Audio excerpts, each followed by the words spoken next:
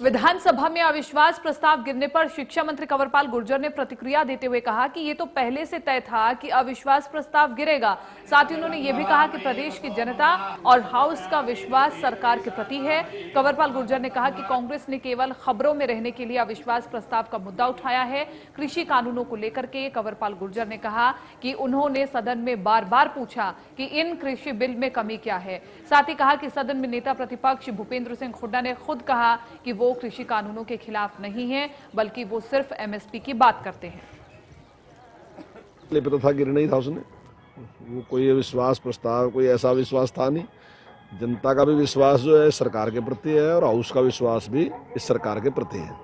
और मैंने पहले भी ये बात कही थी कि अविश्वास प्रस्ताव केवल और केवल खबरों में रहने के लिए है, क्योंकि ऐसे खबरों में कांग्रेस रह नहीं सकती थी। तो कांग्रेस ने एक ये तरीका अपनाया और 15 दिन से वो लगातार इसकी वजह से खबरों में है। लेकिन हाउस में जब इस अविश्वास प्रस्ताव को लेके आए और जिस मुद्दे पे लेके आए 3 बिलों पे, तो 3 बिलों को स्पष्ट नहीं कर सके। आपने देखा भी होगा, मैंने बार बार पूछा जो उनके सीनियर लीडर थे कि इन कानून में कमी क्या है। और लास्ट में स्वयं भूपेंद्र सिंह हुड्डा जी ने भी ये बात कही कि मैं 3 कानूनों के खिलाफ नहीं हूँ